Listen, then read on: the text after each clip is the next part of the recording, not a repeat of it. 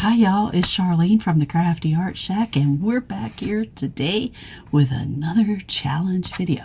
I'll tell you more about that in a little bit, so let's get on with the crafts. Let's go! Alright, here we go with DIY number 1. Alright, so I found this can at the thrift store. Sorry about the camera, it'll quit moving in just a minute. And I am lining this up with the front, or with the seam that's in the back. And I am going to make sure this is level and that it's the same distance from side to side. And then press it down. And then I'm going to rub it on. Now, those redesign transfers, I normally don't buy them because they're so expensive and I just can't afford it. But this particular this set, there was over 21 of these in the set, and if you've watched my other videos, you've seen it, and we'll see the rest of this one at the final reveal. Here is this month's challenge. It is the 5 under $5 DIY challenge. This month it is Thrift Flips. And it is hosted by the Crafty Cove DIY and Farm Charm Chic. And this month's co-host is the Aimless Squirrel. Go check these ladies' channels out. The link will be in the description box below, along with a link to the playlist to everyone who is participating in this challenge. They are doing some awesome crafts, and you sure don't want to miss it. So go check out those links. And let's get on with the rest of the video. Now, here we go with DIY number 2. Now, for this DIY, I found this rolling pin in a bag of kids' stuff at the thrift store. So, I don't remember exactly how much I paid for the bag, but I know it was under $5 because I don't have lots of money to spend.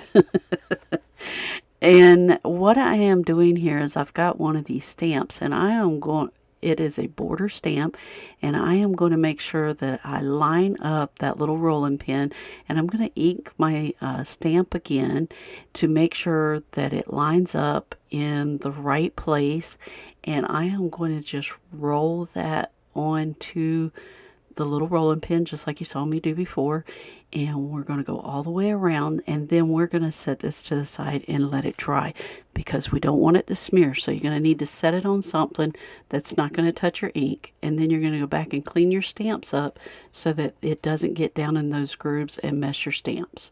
And I'm just using a baby wipe. Now that it has dried, I am going to come in with some antiquing wax, and I'm going to do the handles. And you want to be really careful because I didn't want to get it on the other part of the rolling pin. Now, this rolling pin is not a full-size rolling pin, but I believe it was a kid's rolling pin and that they played with because it was in a bag of kids' toys.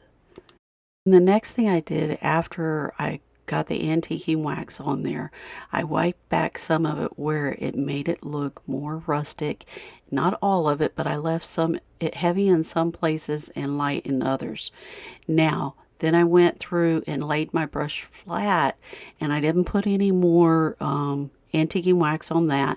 And then I'm going to take my same baby wipe I've been using, and I'm going to kind of blend that in all the way around the rolling pin.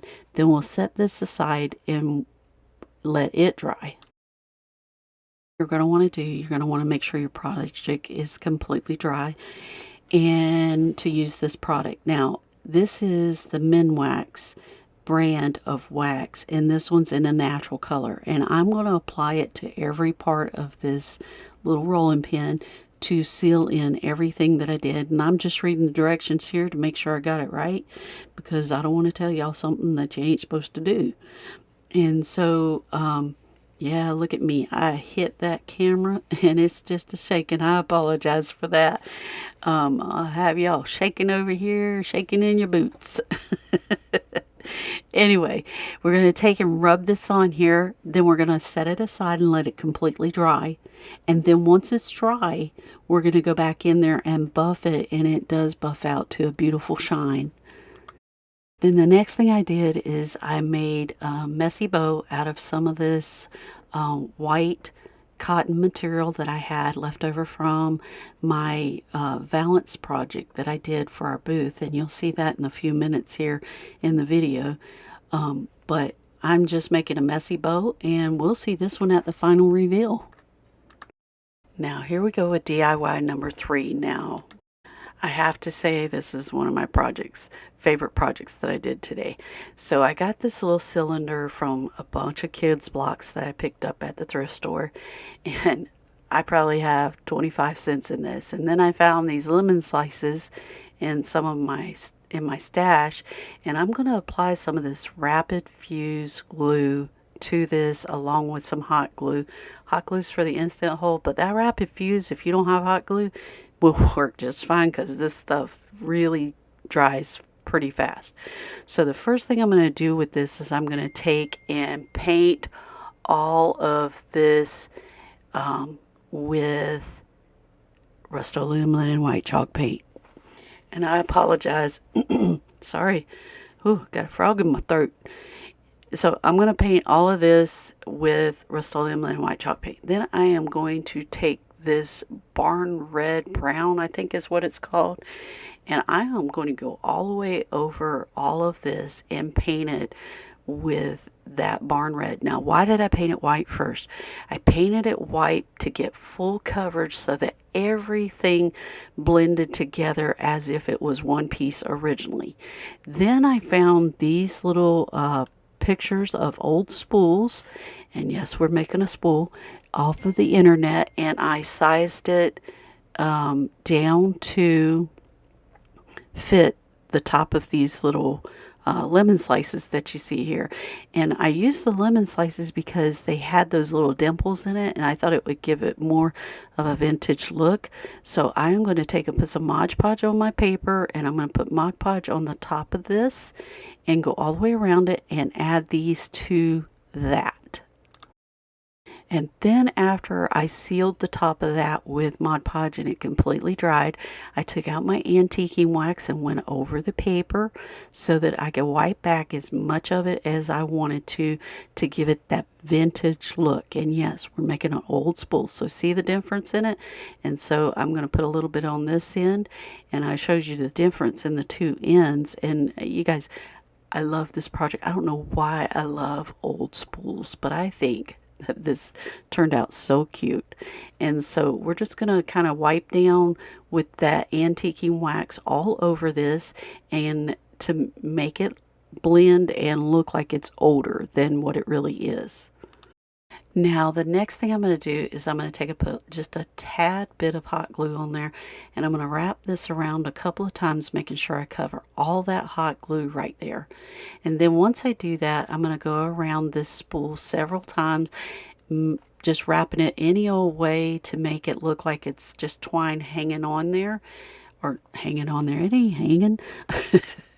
And then we'll add hot glue at the end, and we'll leave a little bit of it out so that it looks good for staging, and we'll see this at the final reveal. Here we go with DIY number 4. For this DIY, I got this sifter, and it was rusted on the inside, so I wanted to make it into some home decor. So I took and painted this with Rust-Oleum Linen White Chalk paint. I think I had to put like 3 coats on it. And then after I got it with the 3 coats on it, I did leave the handle silver so you could still squeeze the handle. And if somebody wanted to figure out how to get that rust out of there, they could.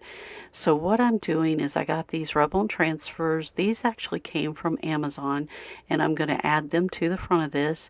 You just want to make sure you have everything lined up where you want it before you press it down, because it's very hard to peel back off, and I didn't quite have that one right. So you just make sure that you're putting it on where you want it to go first, and then you're going to just rub it on, and you'll use the little rubbing tool to get it on there. And the next thing I did is I went with my finger sander and went back in there and rubbed some of that back down to the metal to make it look old and rustic.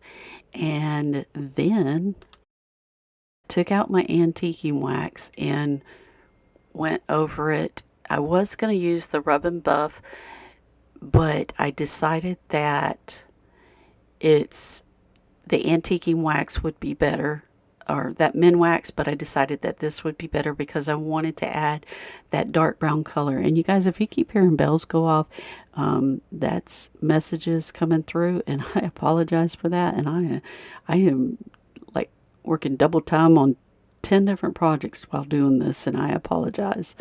And so after I get the antiquing wax on there where I want it, I'm going to rub back until I get the desired look I'm looking for. Then the next thing I'm going to do is I'm going to make a messy bow for this, and a twine bow by wrapping it around my fingers. If you haven't seen this in my videos and you want me to re-show it in some of my future videos, just let me know and I will. So we're going to make this, and we will see the rest of this project at the final reveal. Here we go with DIY number 5. Now, I found these little candle stands at the thrift store for $2 a piece, and it had that little dangly thing on it, and the glass was pretty dirty. So anytime you see something that has glass and metal, and in between the metal, usually you can take it apart. And so I just unscrew all the pieces so I can get the pieces cleaned up. So I'm going to take this little dangly thing off because I just didn't like it there. It didn't really look like what I wanted it to look like. And then after I get that cleaned up, now let me tell you how to clean that up. If you have wax on anything, take your heat gun, heat it up. It'll melt the wax off, and then you can wash that glass in the refrigerator. Not the refrigerator. I must be hungry. In your kitchen sink with some Dawn dish soap, and they clean up really pretty. And then I cut this lace long enough, I didn't measure it, just long enough that I could make me a bow and fluff it out. And then I'm going to add some bling to this, and then we will see this one at the final reveal too. Now, here's some of the things that Beth and I worked on this week for our booth. Here's Beth. She's checking out all those beads on that lampshade to make sure that they're all there. This is the end of our first store that we stopped at, and she put this on and started laughing. I turned around and saw what she was doing and took a picture of her. You guys, we had so much fun on this trip. It was absolutely hilarious that day. So we found this little radio right here. This is a vintage 1931 Crossley floor model old radio. We picked it up, and it did not have the guts to it, but it had the cabinet, and we picked it up because it was in really good condition. And then we found this one. Now this one was in pretty rough condition. I'm going to show you a picture of what it looks like in the rougher condition, but it's not the exact one. Now this one we could have picked up pretty inexpensive too, but we didn't. Tell me if you would have picked this one up, even if you knew that the radio might not work inside, because the inside, the cord was dry rotted, and a lot of the stuff on the inside of it was crumbling. Now Zenith made this radio. Now here's the back of the inside of a picture we found of one of them. And here is the back cover, and this one was in pretty rough shape, and we didn't know if we could fix it. But you guys, you tell me if you would have picked this up or not. This originally sold for $850 in 1929. That's when this was made, and it was made by Zenith. But y'all let me know what you think and if we should have picked that up. Now here's some quick clips of our booth, and I am telling you, the booth is doing amazingly wonderful. Remember that birdhouse I made in one of my videos that's up in the top of that cabinet? It's gone. It's sold. You guys, it's sold. I was really surprised, and it sold for a good penny. Yeah, it did. And here is just a clip of some of our shelves and stuff. We have been constantly changing this over the past 3 weeks because the stuff is not staying on the shelves. And you guys, if you ever thought about opening a booth, don't think about it, just do it. If you can, figure out a way. All right, here we go. Let's get on with the rest of the video. All right, at this time, we'd like to thank our subscribers. We love you bunches. We really appreciate everything from the bottom of our heart that you do for our channel. And thank you, thank you, thank you. Words aren't enough to thank you. for what you've done for us in this channel. And here we go with the final reveal.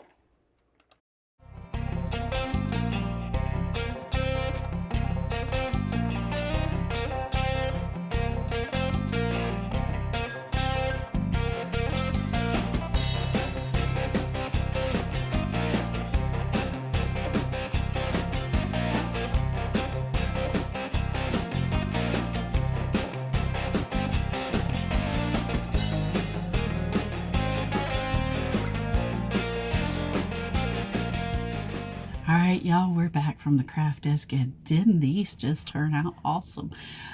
Well, if you like this content, subscribe, like, and share, because it really helps our video out. And for all our subscribers, thank you so much for everything you do for us by subscribing to the channel. And we'll see you in the next episode of the Crafty Art Shack. We'll see you later. Bye. Now, here is Beth and I when we were standing in front of the Avalon Mall, and we announced that we were getting a booth. Now, here is what the booth looked like before. And I'm going to just let this play out. Look at this. This is when the previous owner was there, and this is what he had in his booth. He had a lot of interesting things in there. But we will show you the pictures of what it looks like after we came in. And here it is after a paint job, some new shelves, and all of the different little things that you can add in to make it look very beautiful. And we've still got some work to do. If you notice, the lights aren't up there yet, but look at that sign Beth made for the kids' corner, and look at all the stuff. There is tons of thrift flips that we did this week, and you could just imagine. And there's tons of stuff that we've made in our videos here. If you see something in there that, if you watch our videos, you can see some of the things that we made and put in there. And then there's a ton of thrift flips that we put in there, and I call them thrift flips. They may have come from somewhere else. Now, in addition to opening our booth, we finally hit our goal of 1,000 followers. Thank you guys so much. And 4,000 watch hours. We really appreciate everyone who made this happen. Thank you, thank you, thank you. All right, y'all, if y'all go check out our community tab on our YouTube channel, you will find the channel lineup for the week there on our community tab. So if you ever want to know what's going on with our channel, or new things that are happening, or anything like that, go check out that community tab. That's where we're posting all of our information that is important for that moment in time. So go check us out. So you guys, if you like this content, subscribe. Hit that notification bell and give us that big thumbs up, because it really